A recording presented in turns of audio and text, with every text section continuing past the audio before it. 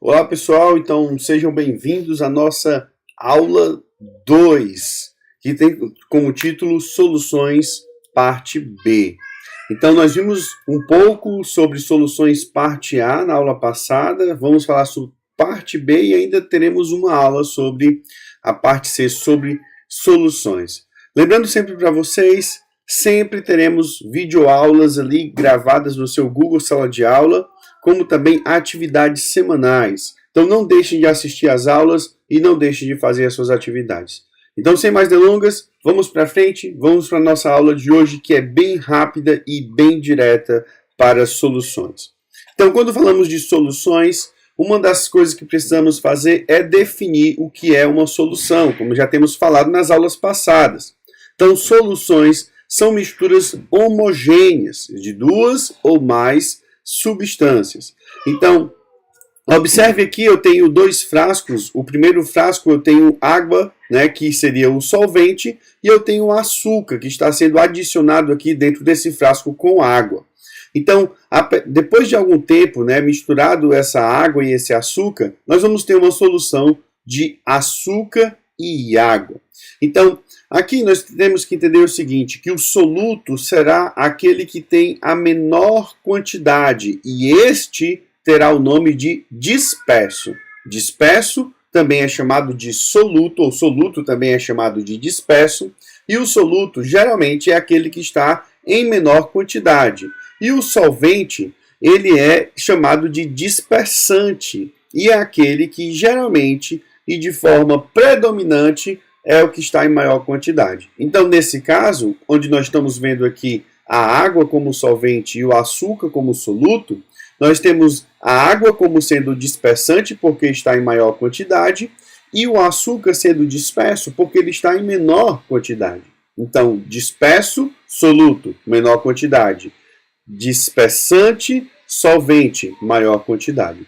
E o que é soluções? São misturas homogêneas de duas ou mais substâncias, e aí entre parênteses é preciso deixar bem claro, substâncias diferentes.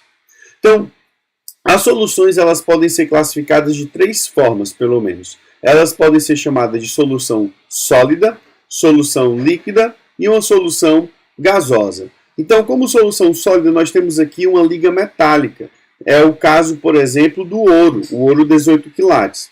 O ouro 18 quilates, ele é uma mistura, né, de duas substâncias diferentes e que forma uma solução ou uma mistura homogênea. Nesse caso aqui, nós temos o ouro comum como sendo formado por 75% de ouro e 25% de cobre. Isso faz com que ele seja uma mistura e, nesse caso, uma solução, no caso, solução verdadeira, como nós vimos na semana passada, e isso significa que ele é uma mistura homogênea. Então, nesse caso aqui, o cobre seria quem? Disperso ou dispersante? Bom, se o cobre é apenas 25%, então, e o ouro é 75%, então, nesse caso dessa solução aqui, sólida, o cobre seria o disperso, o soluto, e o ouro seria o dispersante, ou seja, o solvente, ok? Então, aqui nós temos a classificação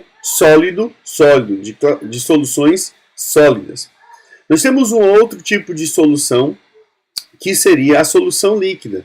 Né? São muito comuns esses tipos de soluções. Um exemplo seria o vinagre. O que é o vinagre? O vinagre é uma solução de ácido acético, que é um ácido, né? E água. E observe que se você tiver essas duas substâncias, você não vai conseguir perceber aqui elas. Você vai perceber apenas uma substância, um líquido homogêneo, o que torna essa substância ou essa mistura uma solução homogênea, um disperso verdadeiro, uma solução verdadeira. Agora, como é que eu vou saber aqui quem é o disperso e quem é o dispersante? Eu preciso saber quem está em menor quantidade e quem está em maior quantidade para saber quem é o disperso, menor quantidade, e quem é o dispersante, maior quantidade. Nesse caso aqui eu não tenho essa informação, então eu não preciso classificar quem é o soluto e quem é o dispersante ou quem é o solvente. Mas é um tipo de solução. Que tipo de solução? Solução líquida. Então nós já vimos soluções sólidas, soluções líquidas. E por último aqui, vamos ver as soluções gasosas. Então, as soluções gasosas, ela já está dizendo, é uma mistura de gases, né? E esses gases, né, eles formam a solução verdadeira, essa mistura homogênea. Um exemplo mais clássico que nós vimos, inclusive, na semana passada, é a mistura do gás nitrogênio e o gás oxigênio, que estão presentes no atmosférico.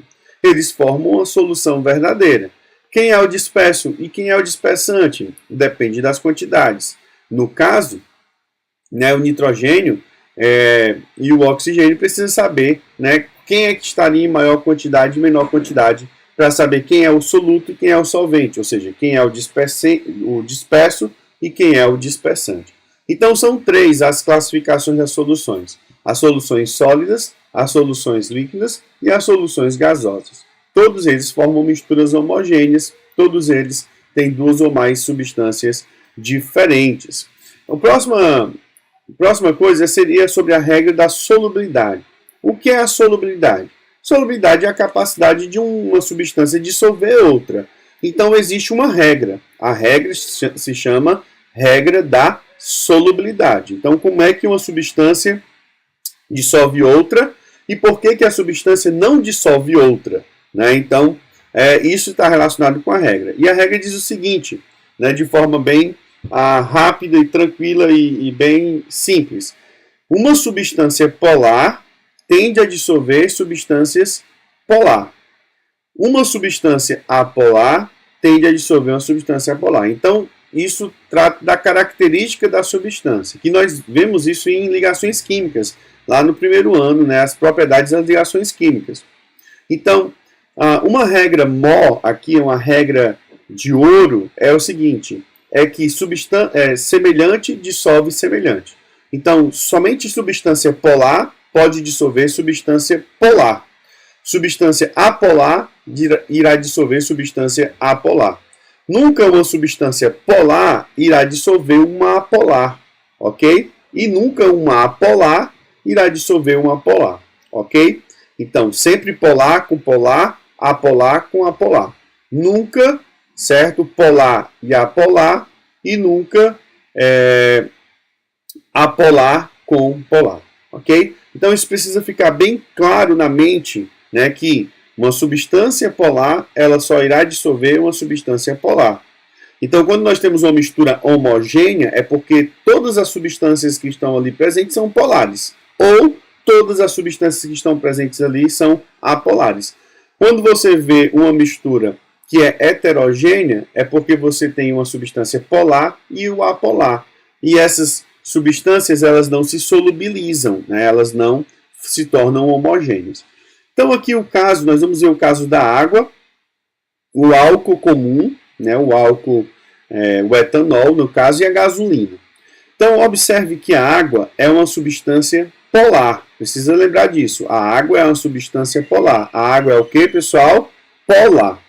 E o álcool também tem uma característica predominantemente polar, né? Então, ela é uma substância polar. Sobre polaridade e apolaridade, seria muito interessante vocês darem uma pesquisada em algumas videoaulas que devem ter no YouTube para vocês entenderem como identificar polaridade ou não, né? Então, aqui eu estou considerando que vocês já entendem um pouco. Então, e eu estou afirmando. Então, água é polar, né? O álcool é polar. E a gasolina, ela vai ser apolar. Então, vamos ver aqui como é que acontece quando elas se misturam. Então, se eu misturar aqui, ó, água e álcool, elas vão formar uma mistura homogênea, como vocês conseguem perceber aqui na figura. Por quê, professor? Porque a água é polar e o álcool também é polar. E aí nós vimos na regra que semelhante dissolve semelhante. Sempre. Polar dissolve polar. Mas se você misturar água e gasolina, você observa que forma uma mistura heterogênea, né? Não houve uma solubilização da gasolina na água, nem da água no álcool. Então, isso significa o quê? Significa que não existe aí equivalência em relação à sua polaridade. Por que não existe? Como é que nós sabemos? Porque não se misturou aqui, né? E aqui nós entendemos o quê? Que lembramos o quê? Que a água é uma substância polar. E a gasolina é uma substância apolar. E polar com apolar, elas não se misturam. Lembra disso, tá? Para vocês não confundirem. A regra básica é essa. Semelhante, dissolve, semelhante. Polar com polar, apolar com apolar. Sempre. Não existe exceção para esse tipo de situação. Ok? Aí nós temos aqui ainda uma outra regra que é a solvatação de íons. Então, isso acontece, por exemplo, quando eu tenho o cloreto de sódio. Observe aqui que o cloreto de sódio, que é o NaCl, ele tem a presença de um íon positivo e de um íon negativo. E observe aqui, pessoal, que quando você coloca essa substância, que é uma substância iônica, coloca dentro da água, a água ela vai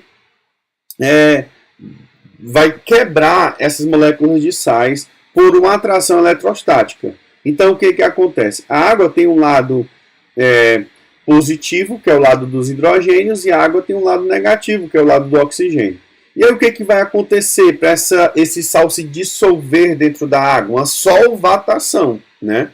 Então, como é que acontece esse processo? O lado positivo da água vai atrair o lado negativo do sal, que no caso aí é o Cl-. Então ele vai atrair, puxando o Cl- do Na+. Então ele vai quebrar a ligação. E aí o que você vai acontecer? As moléculas de água vão estar ligadas ao Cl- pelos hidrogênios, como a gente vê aqui. Isso aqui é uma solvatação de um íon, com o Cl-. E a parte negativa da água vai atrair a parte positiva do sal, que no caso aí é o Na+, né? E aí o que acontece? O oxigênio atrai o Na+, e aí engloba o Na+, como você vê aqui nessa figura, e o Cl- ele é atraído pelo a parte do hidrogênio da água, a parte positiva da água. Então você vai ter moléculas de água que vão estar atraindo a parte positiva pela sua parte negativa, né? A parte negativa da água, atraindo a parte positiva do sal, e a parte positiva da água atraindo a parte negativa do sal. E aí você vai ter a solvatação. Essa é uma outra forma de solubilidade, né? Quando você tem a água, por exemplo, e uma substância iônica, que no caso é o sal. E por último, né, a dissolução do gás gás clorídrico, que é o ácido clorídrico. Aqui, o ácido clorídrico é uma substância gasosa formada por moléculas polares, né? O ácido clorídrico é o HCl. E o HCl é uma substância polar, né? Porque aí você vai ter que lembrar da regra aí de polaridade. E a água também é uma substância polar, né? Então você tem uma substância polar com outra substância polar. E o que acontece quando tem polar e polar? Há uma solubilidade, né? Se tivesse apolar com apolar, também ia haver solubilidade, porque a regra diz o seguinte: semelhante dissolve semelhante, certo? Então nós vimos aqui soluções parte B, onde nós nos concentramos nas definições sobre soluções e regras de solubilidade. Fica a dica aí, fica o vídeo para vocês estudarem, estudem, vejam o vídeo, vejam outra vez, leiam o livro e façam as atividades. Até a próxima aula e até daqui a pouco. Vamos para frente. Até logo.